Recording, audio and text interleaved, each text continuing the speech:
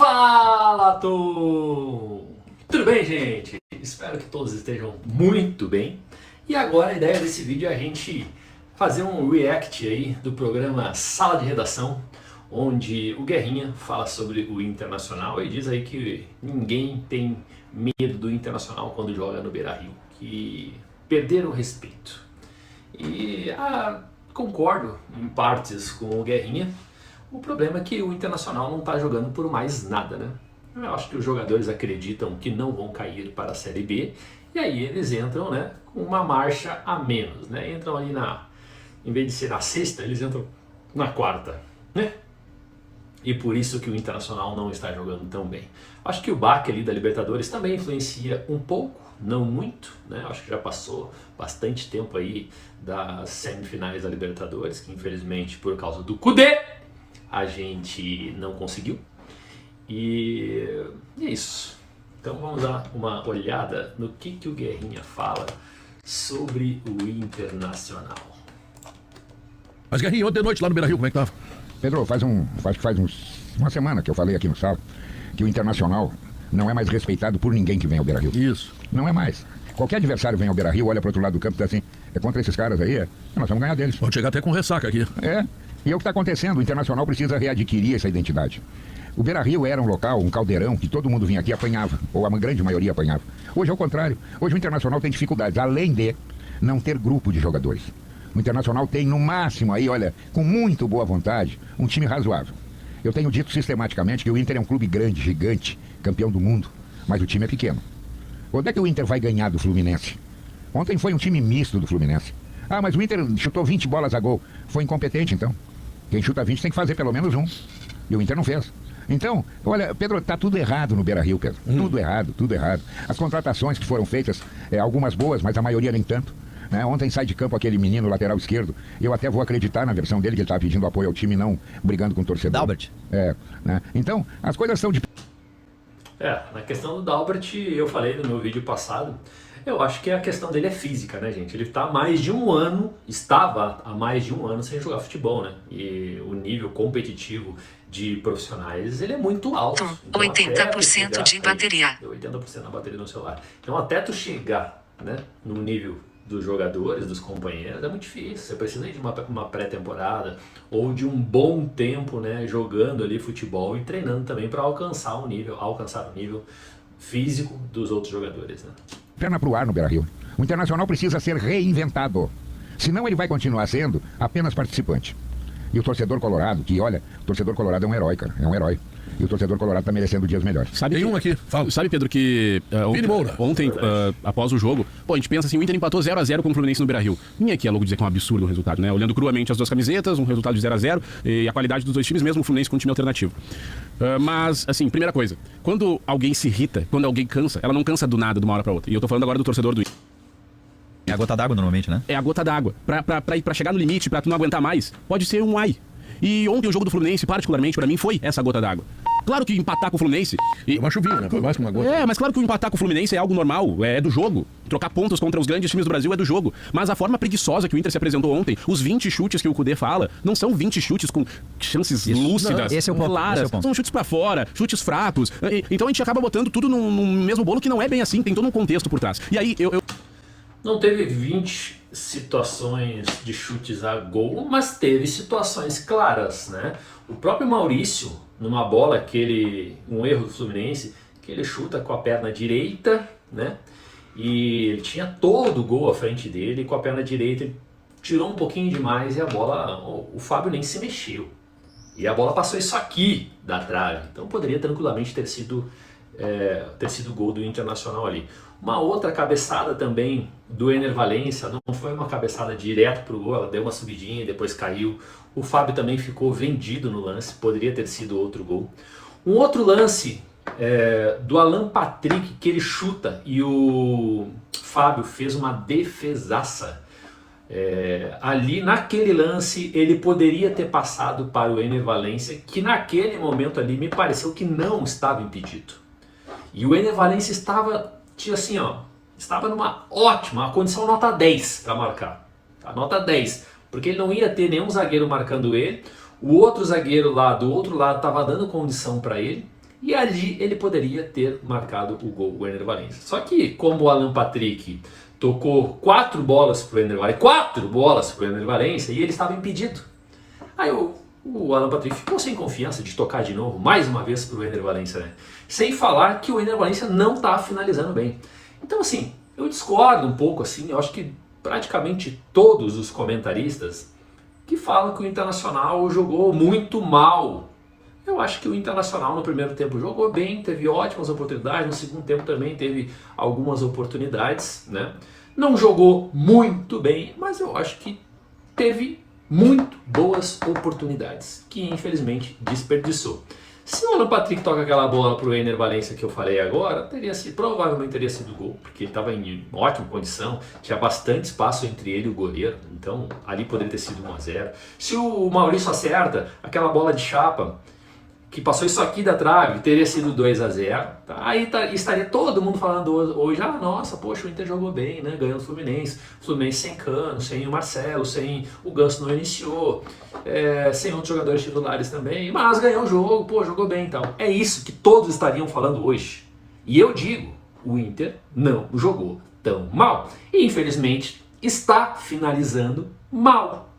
É isso. Eu também daí eu excluo o Kudê desse todo do acúmulo do meu estresse em relação ao Internacional. O Kudê chegou a 3 meses no Inter. Aí tem o acúmulo da temporada de 23 e tem o acúmulo dos últimos anos do Inter. E aí é o ponto que o Guerrinha traz sobre o Inter não ser respeitado no Beira-Rio. Gente, a gente não pode esquecer que na temporada do Inter, o Inter é eliminado pelo Caxias. E não tô menosprezando o Caxias, mas a diferença entre os dois clubes é gigantesca. E o Inter foi eliminado dentro de casa, com um guri da base errando pênalti. E ontem o primeiro rebaixado do Campeonato Brasileiro eliminou o Inter da Copa do Brasil. Esse ponto não dá pra acreditar que o Inter foi eliminado da Copa do Brasil pelo América Mineiro. O América Mineiro que, assim, é uma incompetência só em 2023. Claro que ser eliminado pelo Fluminense também é do jogo, mas aí tá dentro do contexto que eu tô trazendo agora. E aí, pra fechar com chave de ouro, de forma negativa, os últimos 3 jogos do Brasileirão, o Inter perde pro Curitiba e empata com o América Mineiro num jogo modorrendo. Não é que o Inter acumulou chances contra o América Mineiro e acabou empatando. Coisas que acontecem no futebol. Não, o Inter foi totalmente incompetente contra o América Mineiro e mal jogou. E esse mesmo cenário se repetiu ontem contra o Fluminense. O futebol do Inter me preocupa, não é o... Aí mais uma vez eu volto a falar. Acredito que seja por erros de finalização. Não creio... Não, pô, contra o Curitiba é um jogo à parte, né, cara? O Vitão foi expulso com 9 minutos do primeiro tempo. Ok que era o Curitiba, o time tá quase rebaixado. O Inter também tá quase rebaixado, né? Muito em função de ter valorizado muito mais a Libertadores do que o Brasileiro. Mas foi um outro jogo do Curitiba, né? Jogar com um a menos ali era para ser um empate, gente. Um jogador faz uma baita diferença numa partida inteira. Contra o Fluminense, eu lembro que o jogador do Fluminense foi expulso no final do primeiro tempo. Então o Inter teve um tempo todo, mas não foi uma partida inteira. E eram 2 times que jogavam de igual para igual, né? Mesmo assim ali. E aí o Inter acabou empatando, né, lá no Rio de Janeiro, e muito por erros do Kudê, né? Infelizmente, o Kudê, ele é uma usina de produzir gols no Internacional, né? Ele sabe fazer o time produzir. Mas infelizmente, os nossos atacantes estão errando. E aí a culpa é do Kudê ou a culpa é dos nossos jogadores? Na boa, gente, se o Kudê arma o time para os caras chegarem 10 vezes, 15 vezes por jogo na frente do gol, ou muito perto do gol, para marcar, e eles não marcam, a culpa é do Kudê ou é dos jogadores? A culpa, para mim, não é do Kudê nessa questão. Para mim, a culpa do Kudê é o Inter tomar tanto gol. O Inter tomar tanto gol, aí a culpa é do Kudê. Porque ele organiza o time para atacar, para fazer gol. E os caras não estão fazendo gol. E aí ele não organiza um time para se defender. Até vai uma sugestão minha aqui. No futebol americano, tem jogadores... não. Todos os times, praticamente todos os times, não, eu desconheço um pouco do futebol americano e eu conheço um pouquinho. Para dizer que muitos times do futebol americano, eles têm um técnico principal. E tem um outro técnico que cuida só da defesa. Eles têm um técnico principal, que provavelmente cuida ali da jogada de ataque, né? E tem um outro técnico que ele se preocupa só com a defesa. Por que no futebol ainda não foi inserido alguém assim? Um técnico que cuide da defesa. E aí os dois conversam. Um cuida do ataque, o outro cuida da defesa. Ah, nosso time vai atacar assim, pô, mas tem que ficar preocupado que vai defender assim. Não, fica tudo para um único técnico decidir, fazer, pensar. Claro que tem os auxiliares, mas os auxiliares não são técnicos. Então eu tô falando de técnico. Um técnico para defesa e um técnico geral, né, para armar o time de ataque, tomar as decisões, né, de ataque e também, juntamente com o técnico da defesa, tomar as decisões da defesa. Fica a minha sugestão aí.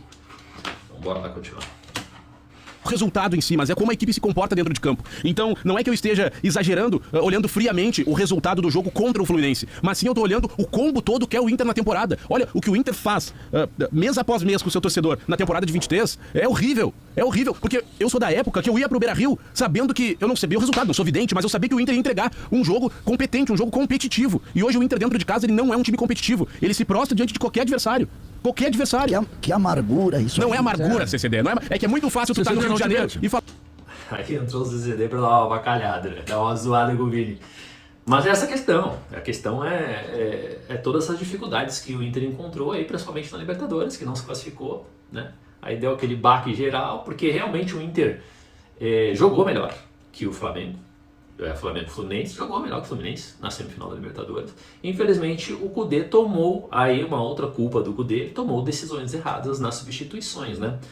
Mas também a gente tem que levar em consideração que o time morre depois dos 30 minutos do segundo tempo. No último jogo agora, o Inter já estava se defendendo com 18 minutos. Tipo assim, recuados, com as linhas recuadas. 18 minutos do segundo tempo, o Inter já estava. Eu prestei atenção no placar ali, no horário. O Inter recuado. Claro que aquilo ali era uma dosagem, né? De tipo assim, vamos dar uma recuada agora, depois, mais uns minutos à frente, a gente vai subir, vai marcar em cima, vamos dar uma recuada. Isso é uma dosagem, porque os nossos jogadores, infelizmente, eles não aguentam o ritmo do Kudê. O primeiro tempo todo é pressão. Pressão lá em cima, pressão no meio, pressão atrás.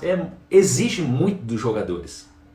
Exige muito dos jogadores no primeiro tempo. E aí, no segundo tempo, eles foram exigidos mais do que os jogadores das outras equipes, né? Que geralmente ou jogam se defendendo, ou fazem meia pressão. Aquela pressão alta ali são de poucos técnicos. Diniz, Kudê, sei lá, no Brasil, acho que o Fortaleza, acho que faz também essa pressão alta. Então os jogadores no segundo tempo, assim, 15, 20 minutos, eles já estão dando sinais de cansaço. Eu acho que é muito por isso, esqueço de botar aqui, acho que é muito por isso que o Kudê acaba fazendo aquelas trocas ali.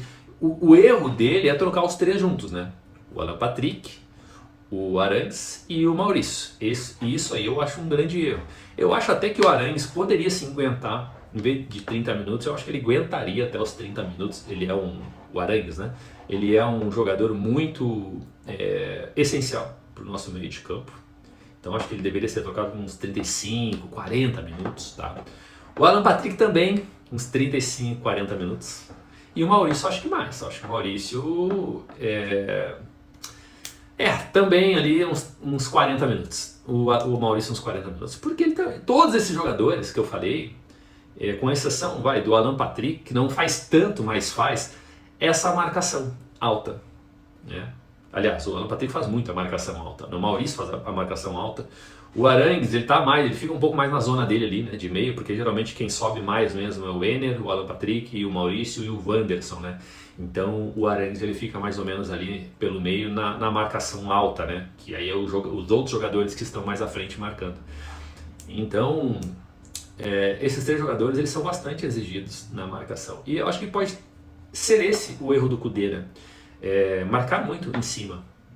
Que não tem dado muito resultado, né? De roubar a bola e fazer o gol, porque está bem próximo do gol adversário. Pode ser que esse que seja o erro do Kudê e que está exigindo muito dos jogadores do Internacional. Questão física, né? Falar que eu tô amargo. Não te mete, Tá CCD. amargo demais. Ontem, César, ontem no final do jogo, tudo bom, César? Ontem no final do... Como é que vai? Eu tô com muita saudade de você. Ontem no final do Mas jogo, Pedro, nós, a recíproca não vai ver. uma das grandes virtudes... Não, é mentira do Pedro. Uma das grandes virtudes do ser humano é rir de si mesmo, sabe? Isso aí faz bem pra vida da gente, né? Eu tenho feito E isso aí, bastante. não, mas olha só, César, antes de começar o jogo, o Douglas de Mulher entrevistou um torcedor do Inter e disse: por que tu veio aqui? Ele disse: eu vim aqui pra me irritar, eu vou ver o Ener Valencia fazer um gol, ganhar do Fluminense, eu vou lembrar do jogo que não fez o gol na semifinal. E aí no final do jogo, o Douglas pergunta pra um torcedor, Fernando, o nome dele, não me lembro do sobrenome, porque ele foi muito bom.